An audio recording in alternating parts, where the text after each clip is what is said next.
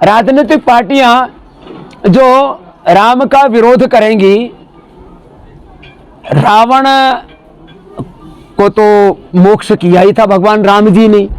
जो आज के इस युग में राम को नहीं मानेंगे उनका राजनीतिक मोक्ष जरूर हो जाएगा। तो जिनको जल्दी मोक्ष की कामना है वो अपना राम से दूर रहे। ये स्वामी प्रसाद मौर्य हमारे पास में आया था, उस समय तो कह रहा था बाबा जी मैं आपका चेला हूं। रामदेव से प्रीत करके और राम से कोई घृणा नफरत करे, ये तो कोई बात समझ भी नहीं आई। लगभग 500 वर्षों के खूनी संघर्ष के बाद जहां कितने लोगों ने अपनी शहादतें, कुर्बानियां भगवान श्याम के चरणों में अपने जीवन की आहुति अर्पित की। राम की भूमि, कृष्ण की भूमि, शिव की भूमि, इन तीन को तो मुसलमान भाइयों को, हिंदुओं को भक्ति पूर्वक समर्पित कर देना चाहिए कि भाई ये हमारी भी आस्था का विषय। बाकी जो मंदिर मस्जिद है अपना खेलते रहे।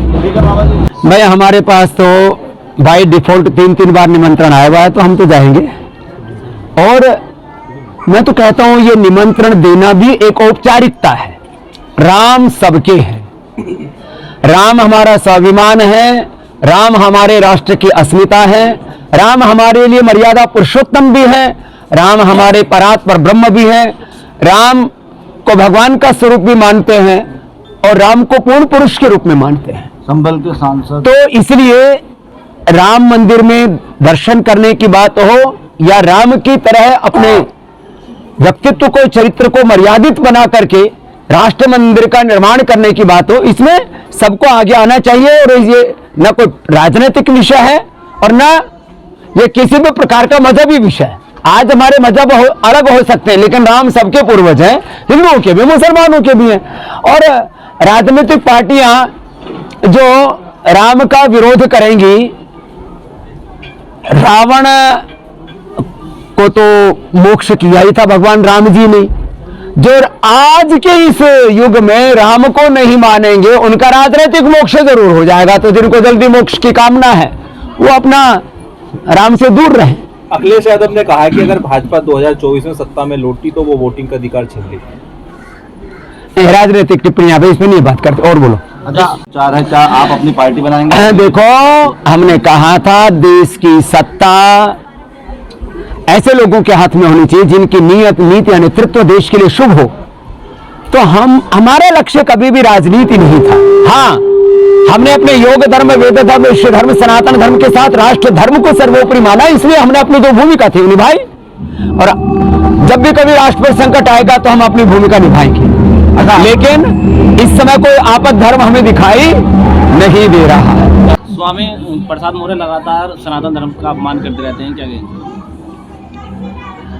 पता नहीं, स्वामी प्रसाद मौर्य हमारे पास में आया था, उस समय तो कह रहा था बाबा जी मैं आपका चेला हूं।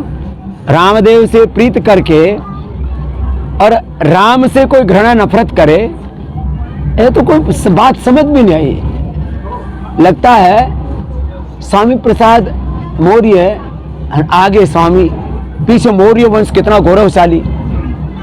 अब वो प्रसाद की जगह शायद बीच में अवसाद आ गया है, इसलिए थोड़ा बौद्धिक रूप से भ्रमित हो गए। भगवान उनको, भगवान बुद्ध, भगवान राम जी उनको सद्बुद्धि प्रदान करें। बाबा जी, समाजवादी पार्टी के द्वारा जो है राम मंदिर आंदोलन में गोलियां चलवाई गई थी 1992 में। कन्नौज के सांसद ने कहा। और कोई नया विषय? बात खत्म। अगला। 22 जनवरी को दीपावली मनाने के लिए प्रधानमंत्री ने सभी देशवासियों का आग्रह किया, क्या कहेंगे? हाँ, ये बहुत गौरव का क्षण है कि हम लगभग 500 वर्षों के खूनी संघर्ष के बाद जहां कितने लोगों ने अपनी शहादतें, कुर्बानियां भगवान श्याम के चरणों में अपने जीवन की आहुति अर्पित की उनके मंदिर के लिए, तो ये मात्र एक मंदिर की बात है। नहीं कोई मक्का मदीना में कहे कि हम वहां राम, कृष्ण, शिव का मंदिर बनाएंगे तो ये मजहबी उन्माद होगा। अरे राम की भूमि, कृष्ण की भूमि, शिव की भूमि, इन तीन को तो मुसलमान भाइयों को, हिंदुओं को भक्ति पूर्वक समर्पित कर देना चाहिए कि भाई ये हमारी भी आस्था का विषय। बाकी जो मंदिर मस्जिद है अपना खेलते रहे। ठीक है बाबा जी, थैंक यू।